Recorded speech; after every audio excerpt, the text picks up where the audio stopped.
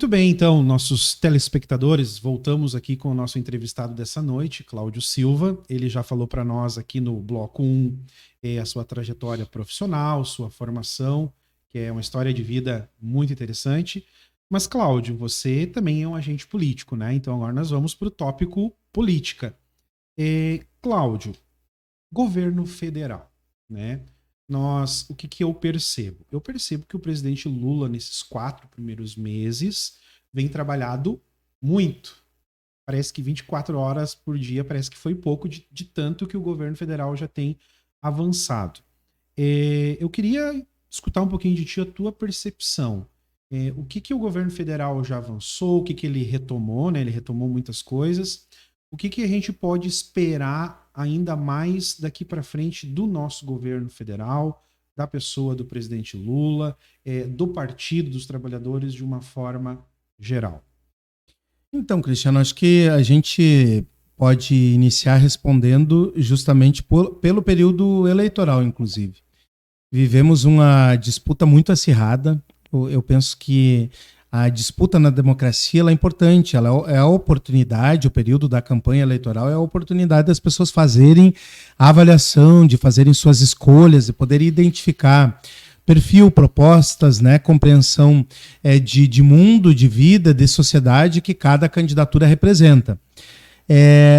No último período se conduziu esse processo de forma a justamente se construir um clima de ódio. Eu não queria chegar nesse chavão que tanto foi dito, né? Mas assim, a famosa bipolarização, né? Exatamente, a bipolarização que joga para os extremos, né? Essa lógica do amor e ódio, então, no polarizar. Isso não fez bem para a população brasileira. Nós sofremos muito a divisão. Ela prejudicou as famílias, inclusive. Quantas pessoas que acabaram ficando sem se falar. Uma ilustração típica disso é os grupos de WhatsApp da família, né? Verdade. Quanta gente saiu fora, quanta gente deixou de falar, não dizia nem o famoso bom dia ou boa noite, por conta da questão da disputa eleitoral. Porque eu sou de um lado, então eu sou adversário extremo do outro, eu não posso nem falar. Mas isso não é só um período eleitoral, isso houve uma construção iniciada no período do governo anterior que foi justamente incentivando a isso para quando chegasse no período eleitoral estivesse nessa situação. O presidente Lula ganha a eleição com toda a contestação, se defendia a democracia, mas desde que não fosse eleito o presidente Lula, era meio que nessa linha, né? Se elege, daí não reconhece. Então, um movimento pesado pelo não reconhecimento, o ato golpista, que é importante que se diga porque marcou negativamente a história do país. No dia 8 de janeiro do ano que o presidente foi eleito, houve um ato comandado, obviamente, pelas forças ainda presentes do governo anterior e que tenta de novo negar o resultado das urnas. Isso continua acirrando o clima de relação entre as pessoas. Noto que a gente começa a dar passos e o presidente escolheu um lema de governo que eu acho muito importante, esta ideia de trabalhar. Então esse outro, vamos dizer que é um chavão, que eu acho que ele realmente significa, que é a união e a reconstrução do país. Perfeito.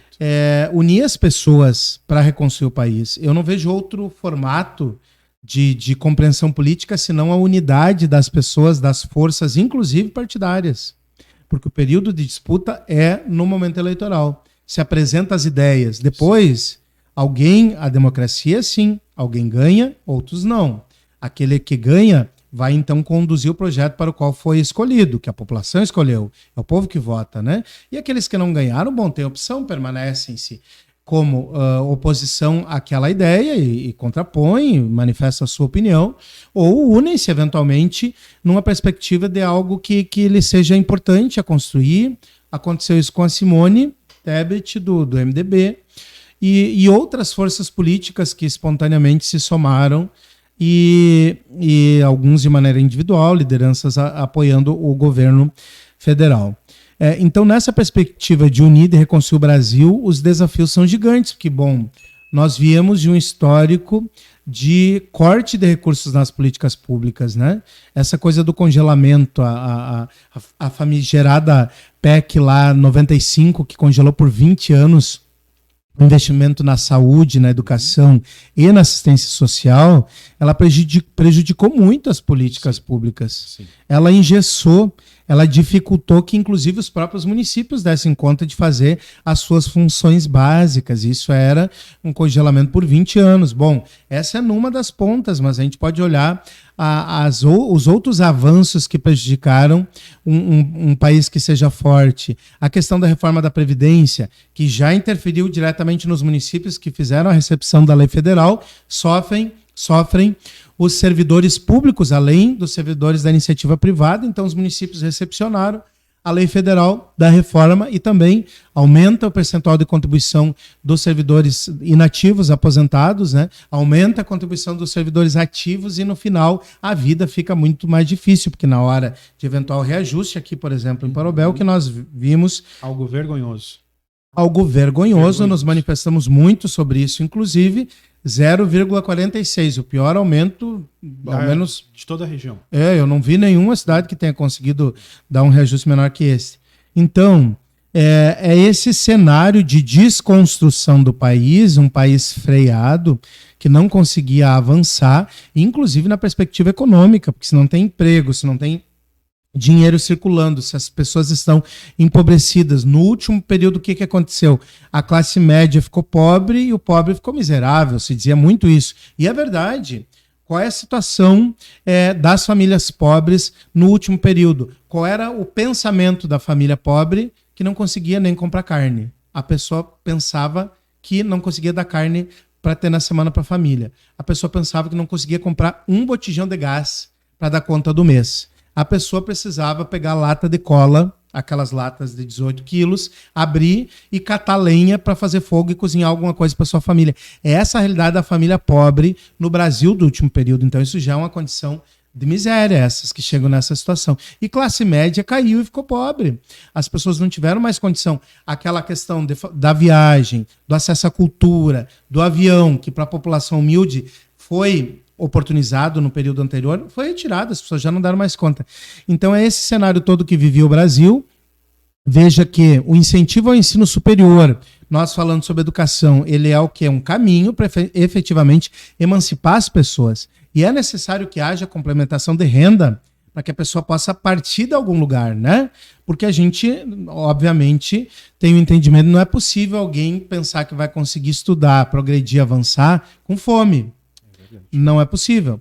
Então, o que acontece? Os programas de oportunidade de acesso ao ensino superior importaram muito na realidade brasileira e foram cortados, né? O FIES, o ProUni foi diminuído, as universidades fechando, nós vimos grandes universidades cambaleando, que não davam mais conta, o povo sem dinheiro não dava conta de acessar sequer pelo que restava do FIES e do ProUni, porque não tinha grana para pagar o transporte para ir até a empresa. A Unicinos dizia isso. Né, que eles tinham vaga, mas as pessoas não conseguiam acessar, que não dava conta de pagar o ônibus até lá. Sim. Então isso a gente viveu no último período. Bom, inclusive com a posição do governo, um governo que dizia não, ensino superior não é para todo mundo. Né? Por que não é para todo mundo? Porque o filho do pobre não pode ter acesso ao ensino superior.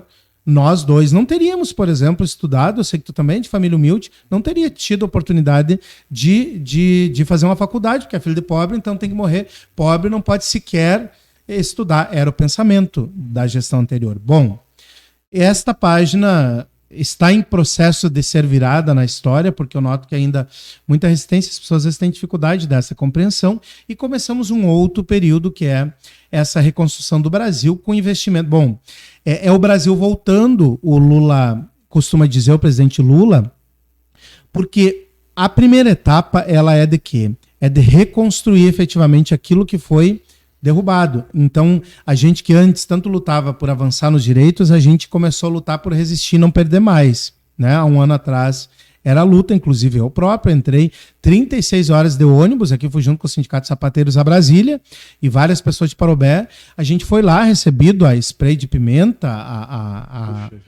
assim a gente foi recebido lá na manifestação contra a reforma da Previdência. Nossa manifestação era uma caminhada com um caminhão de som e tal. E assim a gente foi corrido lá de Brasília, pessoas idosas que foram juntas também, para tentar não retroceder em relação aos direitos trabalhistas, previdenciários, né? que já se havia conquistado. Então era assim, era resistência. Agora a gente então começa a retomar aquilo que foi retirado, é o que o presidente Lula está fazendo nesse momento, né? Bom, inicia com questões básicas. Uma das primeiras medidas foi ampliar o valor para a alimentação escolar, a merenda das nossas crianças, né? Isso é uma coisa que me emociona, até porque tu pensa... Isso é bem interessante falar, Cláudio, porque assim, as pessoas não têm, às vezes, nem noção de quanto que vem de verba para as merendas escolares, né? Vou falar um valor aqui, talvez eu esteja desatualizado, tá? Mas até pouco tempo atrás, falando da rede estadual, né? Vinha alguma coisa em torno de 36 centavos por aluno a verba para merenda escolar.